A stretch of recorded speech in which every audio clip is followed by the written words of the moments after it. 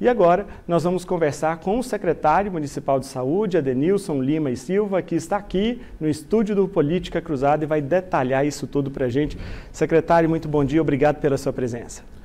Eu que agradeço a oportunidade, sempre à disposição para todos os esclarecimentos que se fizerem necessários. Secretário, essa notícia de que Uberlândia poderia declarar a situação de emergência em saúde por conta da gripe, ela já vinha sendo maturada há algum tempo. Eu me lembro até que vocês chegaram a discutir a possibilidade de publicar o decreto internamente, mas depois viajaram para Brasília, se reuniram com o ministro e lá mesmo em Brasília tomaram a decisão de fazer essa publicação naquele dia. O que levou a Prefeitura de Uberlândia a tomar essa medida? Nós temos tido, nas últimas semanas, um aumento significativo dos casos de doenças respiratórias nas nossas unidades. Como se não bastasse o aumento da procura devido aos casos de dengue, que ainda mantém um patamar elevado, tendendo à redução.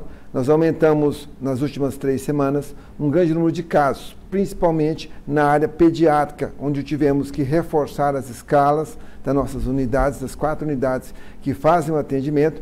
Isso também vem acontecendo no setor privado, onde as clínicas, os hospitais que têm pronto atendimento pediátrico também tiveram um aumento significativo dos casos, né? Além disso, nosso centro de internação pediátrica tem tido nas últimas semanas a capacidade máxima de internação tomada todos os dias da semana. Né? Na última semana, também o Estado de Minas Gerais decretou estado de emergência em saúde pública nas doenças respiratórias graves. E o município de Uberlândia, né, necessita de captar recursos tanto da esfera estadual quanto da esfera federal para custear as ações que já vinham sendo custeadas, estão sendo custeadas, na verdade, pelo município. Né? Todos sabemos do investimento em saúde, em ordem de 37%. No entanto, esses aumentos da demanda, esses quadros agudos, eles têm uma resposta imediata do município, que a partir daí busca levantar recursos das esferas estaduais e municipal. Agora, secretário... Desculpa, Federal, né? Agora, secretário, essa situação da gripe aqui em Uberlândia, existem casos mais graves e que estão evoluindo, assim, numa situação mais complicada, ou não? Isso, apesar da sobrecarga da rede, vocês conseguem tratar o paciente e ele não tem maiores complicações? Nesse primeiro momento, com o reforço da escala médica, dos profissionais de enfermagem, e também com os materiais e medicamentos, nós estamos conseguindo atender a população. Tivemos um problema que foi o roubo do nosso centro de abastecimento farmacêutico, com perda de várias medicações essenciais. Tivemos que transferir o centro de abastecimento farmacêutico para outro local mais seguro e alguns transtornos podem acontecer nesse período. No entanto, nós estamos conseguindo fazer o atendimento da população. Ressalte-se que a grande maioria, 100% dos casos de doenças respiratórias, nesse momento, se devem às doenças virais dos vírus chamados da influenza, dos vírus dessa modalidade. Não temos casos do Covid-19 no município de Uberlândia nesse momento, muito embora também o Ministério da Saúde não tenha enviado as vacinas de Covid para a nossa cidade. Isso que eu ia te perguntar, a questão da Covid está controlada? Nesse momento, estamos com a Covid-19 sob controle, muito embora não tenhamos vacinas para a população, porque elas não foram enviadas pelo Ministério da Saúde.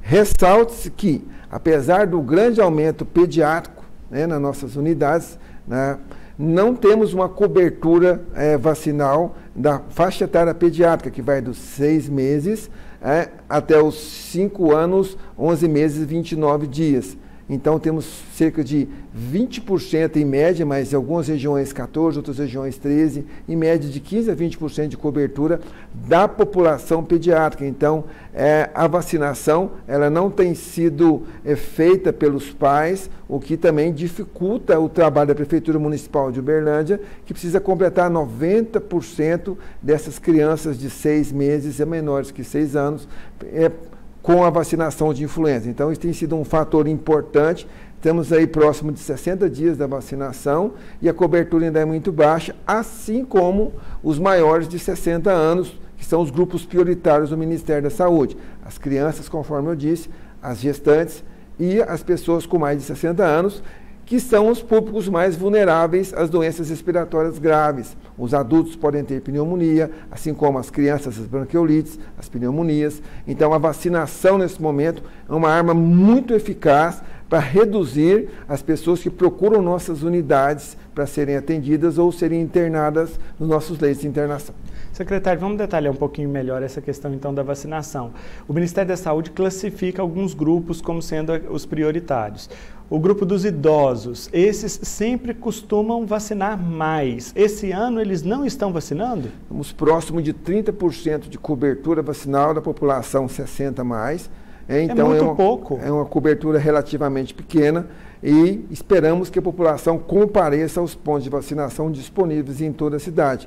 Das crianças de 6 meses até menores que 6 anos, a cobertura vacinal é menor ainda. Ela oscila em torno de 12% a 20%, dependendo da região da cidade, em média em torno de 14%. Então, isso muito nos preocupa. As gestantes em torno de 30%, quer dizer, estamos aquém da capacidade da cobertura vacinal, melhor dizendo, mas temos vacinas para fornecer à população nos casos de influenza. O estoque da vacina da gripe aqui está tranquilo? Temos aí para essa semana,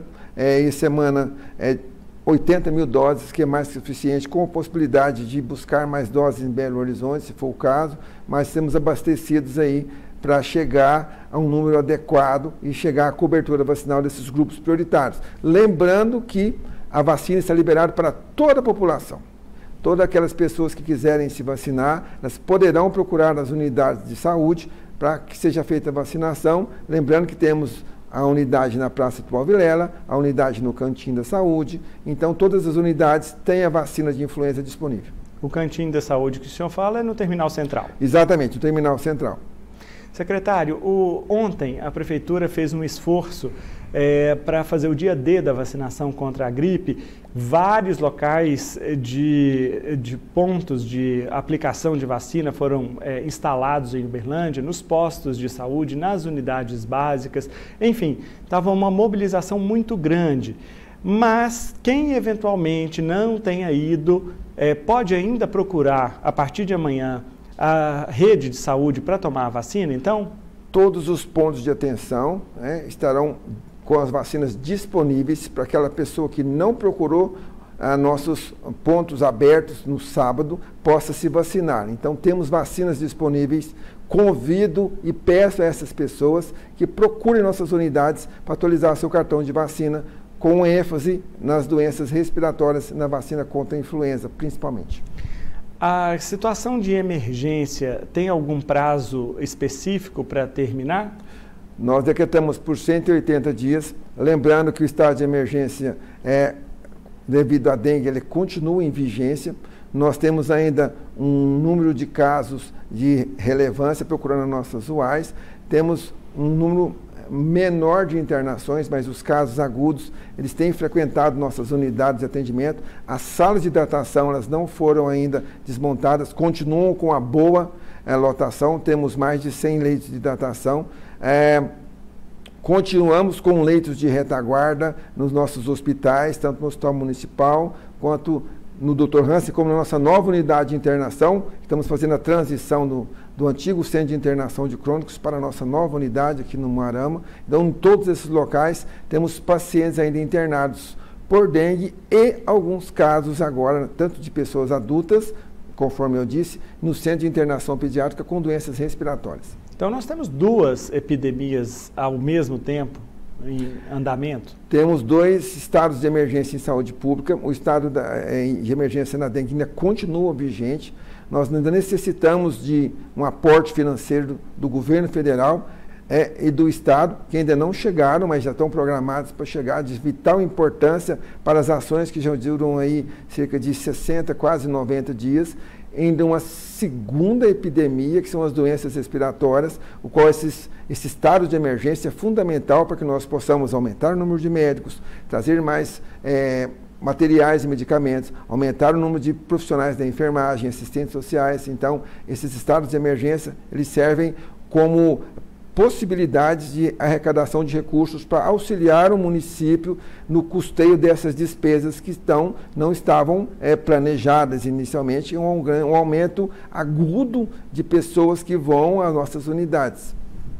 Bom, agora a gente vai falar um pouquinho sobre a dengue, secretário, porque a situação chama a atenção das pessoas aqui de Uberlândia. O colega Saulo Lopes fez uma reportagem que a gente vai ver agora. Sexta-feira, Unidade de Atendimento Integrado São Jorge.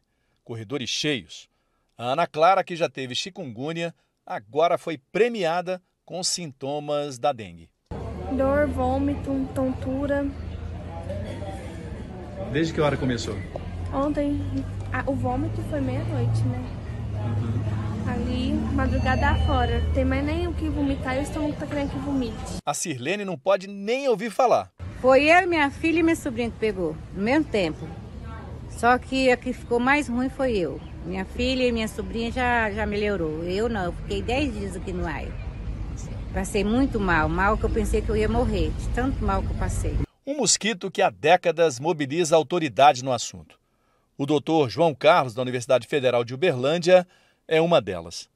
Ele é crítico do fumacê, principal arma de combate ao mosquito. O fumacê, ele não tem tanta eficiência porque ele não mata as larvas e nem os ovos. Ele tem um controle vetorial, o mosquito adulto que está voando naquele momento. Mas muitos deles o veneno não atinge, seja dentro de casa, por mais que eles peçam para as pessoas abrir as portas e as janelas, as pessoas não fazem isso e nem deveria fazer, porque esse veneno, para algumas pessoas, ele é um problema porque tem uma reação alérgica para algumas pessoas. E também o veneno, ele elimina indiscriminadamente uma quantidade de vetores muito grande, não só o mosquito da dengue, também outros vetores. Em geral, a doença provoca abatimento, e no caso da Sirlene, o medo de pegar de novo tem explicação. Ela enfrenta consequências até hoje. Por isso voltou ao UAI. Medo de pegar de novo? Demais da conta. Eu tô cheio de repelente aqui para o mosquito não me picar. Tô morrendo de medo de pegar de novo. Fiquei 10 dias internada aqui nesse UAI aqui. E agora eu tô fazendo um acompanhamento do fígado, que a dengue foi prejudicando meu fígado até horrível. Uberlândia ocupa o topo de uma estatística muito triste em relação ao número de mortes provocados pela dengue no estado de Minas Gerais. Segundo dados da Secretaria Estadual de Saúde, de janeiro até o início de maio agora, das 58 mortes registradas em todo o estado, 18 foram registradas aqui em Uberlândia. No Triângulo Mineiro inteiro são 42 mortes. Duas regiões do estado, o centro e a região sudeste, são as de menor incidência de óbitos, com 2 cada uma. Acabar com os criadouros e mudar comportamentos. Lições da universidade. É um trabalho educativo que tem que ser feito nas escolas, nas empresas, no sentido de mostrar para elas a principal prática de mobilização social é orientar a eliminação de criadouros. O maior e o melhor controle vetorial, porque se você não fizer isso, porque as pessoas acham que o fato de ter uma plantinha dentro de casa e cuidar do jeito dela é insuficiente. Então o poder público, nas escolas, nas empresas, nos sindicatos, nas universidades, em diferentes setores, é aquilo que a gente chama de mobilização social intersetorial. Tá, então, obrigado, Saulo. Secretário, o que aconteceu com a dengue esse ano em Uberlândia? Onde foi que a gente perdeu o controle, que chegou num número tão expressivo de mortes quanto esse? Nós não perdemos o controle. Se você pegar o número total de casos, né, quando nós começamos as medidas preventivas desde o final do ano passado, você vê que no número total de casos, nós temos menos casos de dengue que nos anos anteriores, tanto 2023 quanto 2024. Acontece que esse ano nós temos o predomínio do vírus tipo 2, e temos o acometimento de pessoas idosas, com 60 anos ou mais, a grande maioria, com várias comorbidades. Então, nós temos um público diferenciado, né? Poucas pessoas nas faixas etárias menores, falando aí das pessoas que vieram a óbito, infelizmente, nós lamentamos muito, só que nós temos as pessoas com 60 anos ou mais, e com várias comorbidades, com várias doenças crônicas associadas. Nós achamos que o controle não foi perdido pela Prefeitura, porque o Ministério da Saúde não disponibilizou a vacina para esse grupo prioritário, para esse grupo de pessoas mais vulneráveis, que são pessoas que são mais velhas e têm doenças crônicas.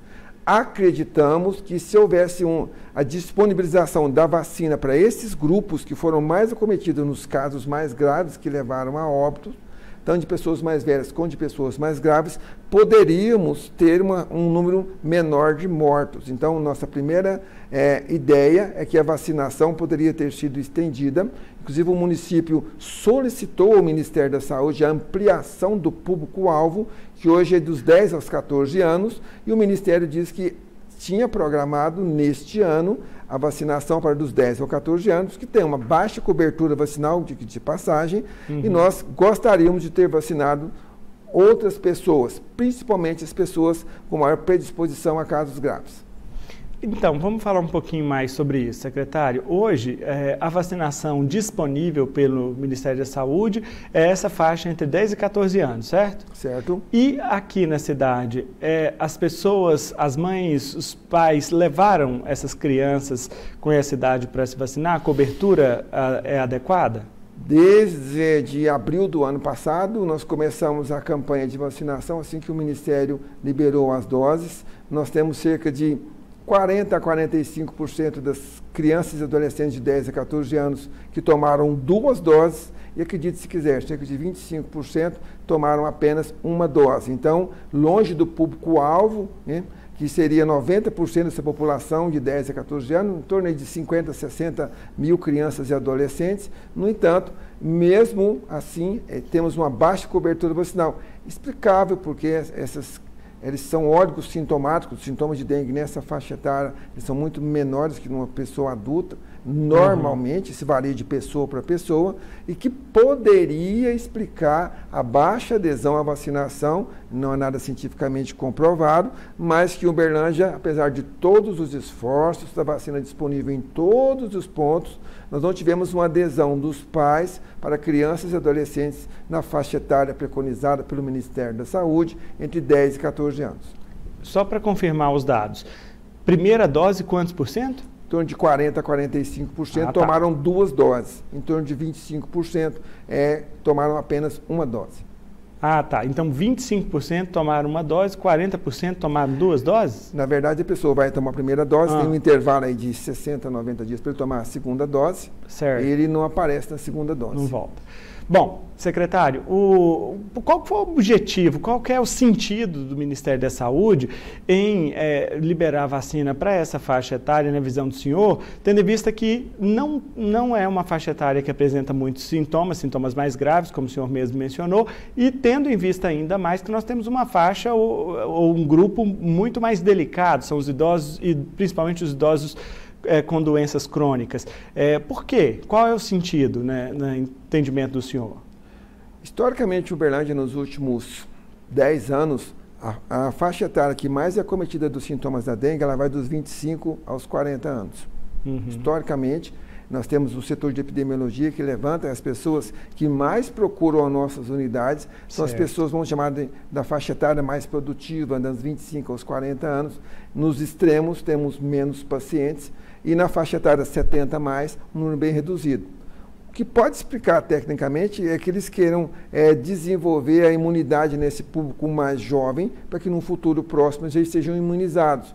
Eu não teria explicação técnica para tal, mas pelo que veio respondido no ofício que nós enviamos ao Ministério da Saúde, solicitando a ampliação do público-alvo da vacinação, é uma resposta mais ou menos nesse sentido.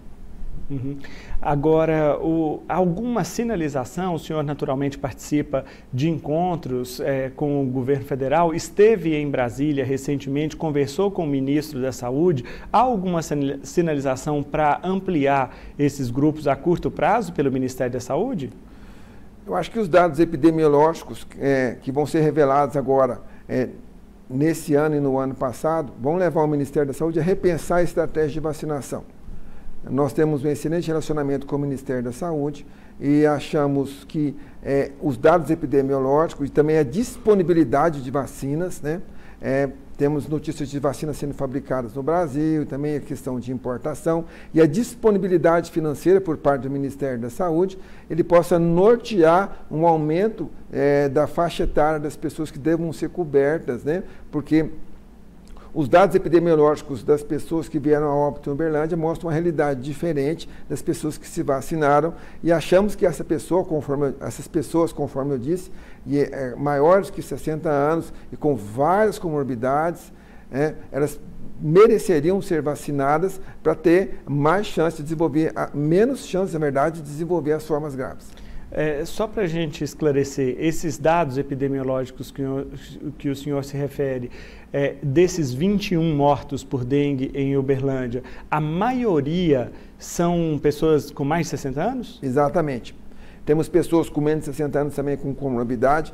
Todos os óbitos, eles são enviados pelo setor de epidemiologia a Belo Horizonte, onde a gente faz a análise, a confirmação diagnóstica dos casos de dengue. Em seguida é feito todo um estudo do prontuário daquele paciente, desde o momento que ela entra na unidade, até o momento que ela é transferida para a UTI, até o momento que ela vem a óbito, infelizmente, mas todos os dados, todos os exames, o atendimento, e esses dados são confirmados pelo Núcleo Central de Epidemiologia em Belo Horizonte. Então, essas pessoas são todos levantados, o dia que deu entrada, a idade, quais as doenças que ela tinha, as chamadas comorbidades. Então, isso é muito bem mapeado. Então, esses dados, a gente tem toda a segurança em dizer e ter essa avaliação dos óbitos ocorridos em Uberlândia. Secretário, o senhor julga que o manejo dos doentes com dengue nas nossas unidades de saúde está adequado? Porque a gente já teve casos aqui, até recentemente eu entrevistei aqui no Política Cruzada o secretário de Estado da Saúde, o médico Fábio Baccheretti, e ele dizia que uma preocupação que a Secretaria de Estado tinha naquele momento era em fazer com que a informação chegasse de forma adequada nas bases, nas unidades de saúde, porque não é todo mundo que pode ser hidratado demais também, tem que analisar o tamanho dessa hidratação. Enfim, o manejo da doença aqui em Uberlândia, nas nossas unidades, está adequado na sua visão? Nós temos vários protocolos disponíveis. Protocolos do Ministério da Saúde, protocolos do da Secretaria Estadual de Saúde, disponíveis nos prontuários eletrônicos para que nortear as ações daqueles médicos, seja ele recém-formado, seja ele mais experiente. Fizemos diversas capacitações no sentido de capacitar os médicos do pronto atendimento no manuseio desses pacientes. Todos os casos que vêm a óbito têm as formas mais graves, eles são mapeados com relação à condução desse paciente. E o mais importante, todas as nossas unidades têm infectologistas de referência, o que pode atender e orientar esses médicos em caso de maiores dúvidas. Mas fizemos todo um esforço de capacitação da equipe, deixamos protocolos prontos no sistema de atendimento eletrônico, no sentido de nortear esses profissionais a tomarem as condutas mais adequadas. Secretário, o senhor esteve recentemente no Ministério da Saúde, em Brasília, em audiência com o ministro Alexandre Padilha. Qual foi a pauta dessa reunião?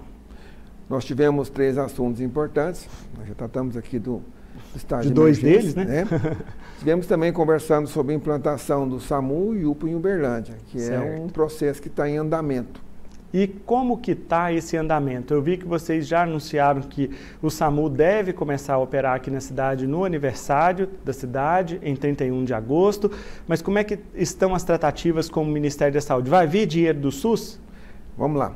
Nós tivemos uma importante reunião no final da semana com o Dr. Oscar, que é o presidente do SISTRI, realmente para referendar as propostas vindas do Ministério da Saúde, como 31 de agosto, da data provável de iniciar as operações do SAMU de forma gradativa. A gente não começaria com todo efetivo, mesmo porque as ambulâncias foram solicitadas agora no novo PAC, e teríamos que utilizar as ambulâncias que temos disponíveis por reserva técnica no consórcio SISTRI.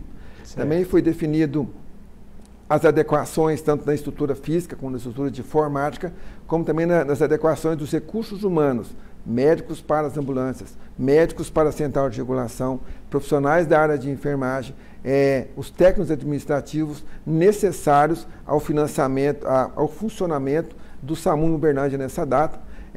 esses custos serão levados à Secretaria de Estado, já dentro desse projeto de início das atividades em 31 de agosto.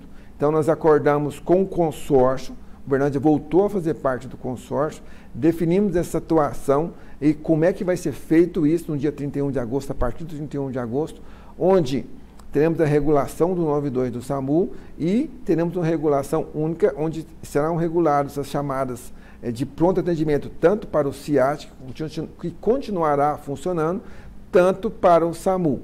Também definimos que as ambulâncias do SAMU, elas ficarão nas bases que já existentes do Corpo de Bombeiros. Nós tínhamos definido isso com o comando do Corpo de Bombeiros, então acho que a partir de agora, com o sinal verde do Ministério da Saúde e com as tratativas junto ao consórcio do SISTRI e agora com o governo do Estado, nós estamos caminhando dentro desse objetivo do 31 de agosto de uma maneira muito forte. Com relação às UPAs, né, nós não conseguiremos ter UPAs em funcionamento até 31 de agosto. No entanto, já temos unidades de atendimento, né, que são as UAIs, que são, na verdade, UPAs, mas não estão caracterizadas, não estão dentro dos padrões do Ministério. O que foi acordado? Que nós estamos construindo a UPA Leste, que será lá no Morumbi, né, já adequada a um modelo de UPA, tipo 3, porte 8, que é a maior UPA, com um tamanho maior. Seria uma grande UAI, para a população entender, com uma UPA no seu interior. Essa obra já havia sido licitada o ano passado, foi totalmente adequada dentro dos padrões do Ministério da Saúde, juntamente com a equipe da infraestrutura do município, a arquitetura da Vigilância Sanitária, da Secretaria de Planejamento e o Ministério da Saúde. Então, isso foi totalmente acordado e adequado dentro dos padrões, liberada pelo Ministério da Saúde, e essa unidade já vai nascer adequada, né? O Ministério da Saúde, nessa reunião com o ministro e sua equipe, definiu que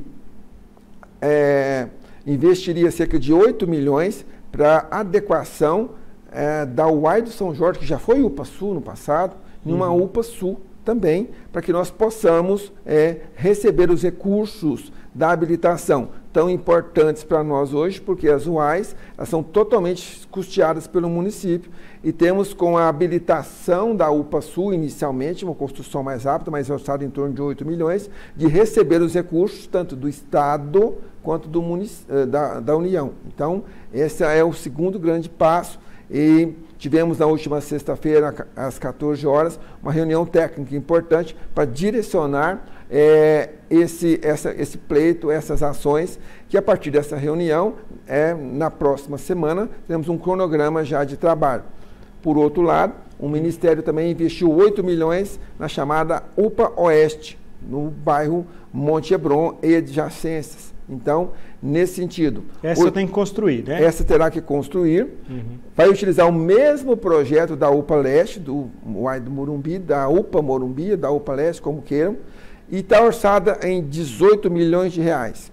8 milhões de reais virão do Ministério da Saúde e 10 milhões de reais o prefeito Paulo Sérgio conseguiu, junto ao Ministério Público Estadual, através do promotor Daniel Marota, através de um termo de ajuste de conduta. Então, já temos o dinheiro para construir a UPA Oeste. Então, temos esses dois pontos já definidos, e além da adequação da UPA Sul, que é hoje o UAI São Jorge. Então, pois é, mas lá você vai fazer o que para adequar ao UAI São Jorge? Tem várias adequações estruturais dentro do que foi solicitado pelo Ministério da Saúde, através dos pontos de entrada, dos locais de atendimento, dos locais de observação, dos lugares de internação.